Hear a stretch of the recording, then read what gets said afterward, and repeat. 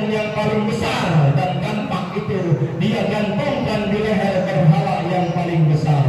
Setelah Raja Namrud dan para pengikutnya itu balik dari berburu, ia pun terkejut melihat tempat sesembahannya yang sudah hancur berantakan. Lalu Raja Namrud memerintahkan para tentara kerajaannya untuk membawa Ibrahim dan mengadili Ibrahim di pengadilan negeri kerajaan Raja Namrud.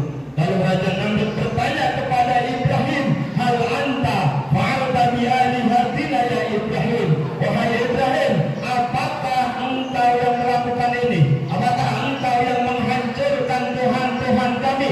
Lalu Ibrahim menjawab, bal fa'aluhu kabiruhum hada.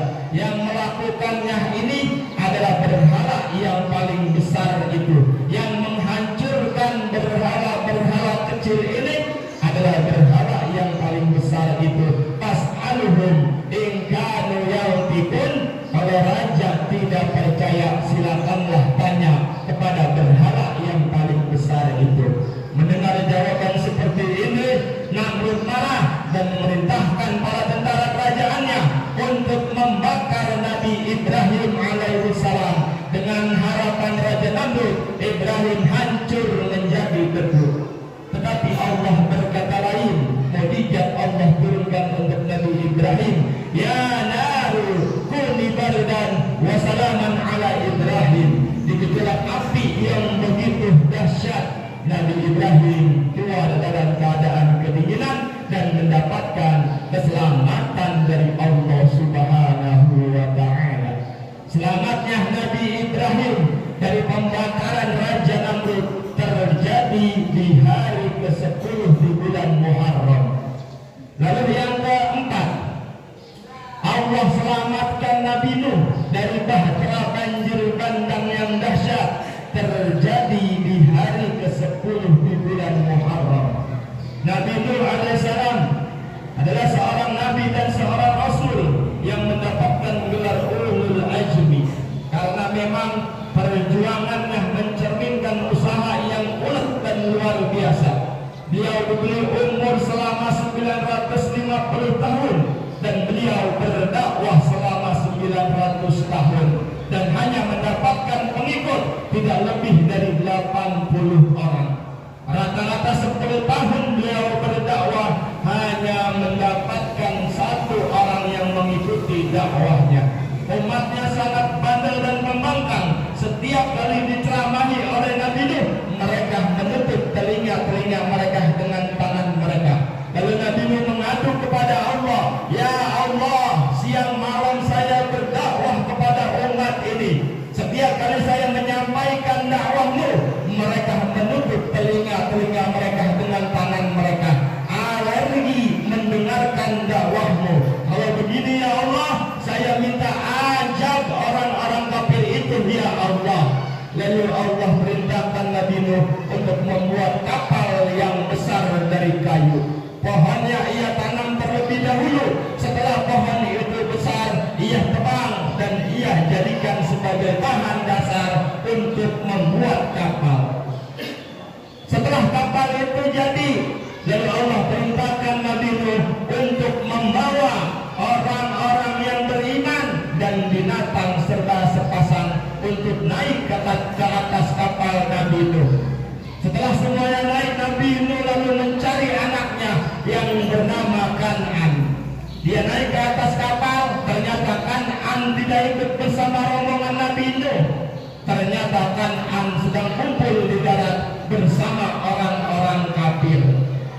Lalu Nabi Nuh memanggil Kan'an, ya bunayya irkab ma'ana wala takun ma'al kafirin. Wahai Kan'an anakku, naiklah ke atas kapal bersama kami orang-orang yang beriman dan jangan engkau bersama orang-orang kafir.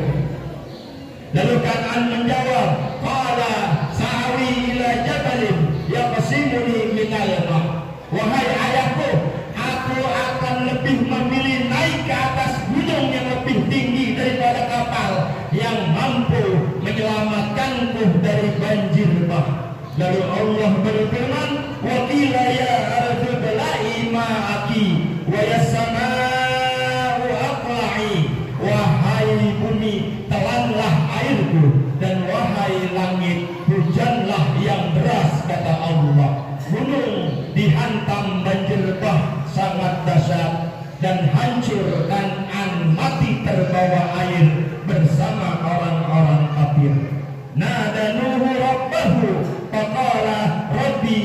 habli min ahli.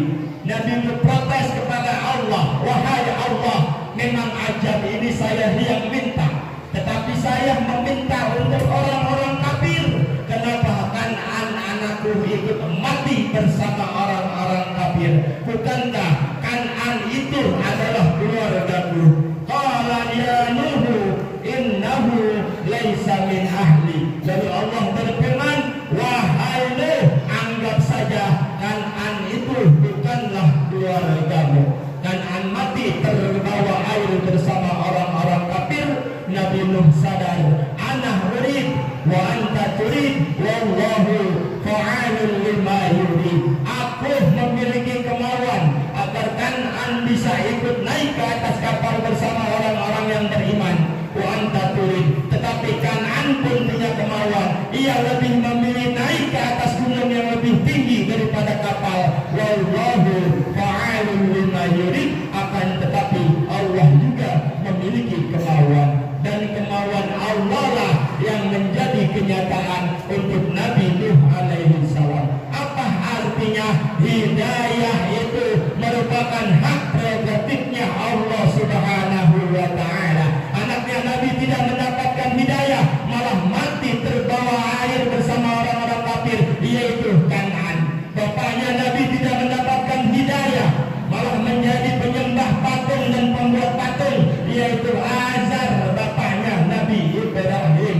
Pamannya Nabi tidak mendapatkan hidayah, malah menentang keimanan, yaitu Abu Lahab, Abu Jahal, Abu Sufyan, pamannya Nabi Muhammad sallallahu alaihi wasallam. Maka kita yang bukan keluarganya Nabi, tetapi hidayah masih ada di dalam diri kita. Untuk itu, marilah kita syukuri hidayah itu dengan memperbanyak membaca istighfar di bulan Muharram ini. Barakallahu li wa lakum bil Qur'anil azim wa nafa'ani wa iyyakum bima fihi min al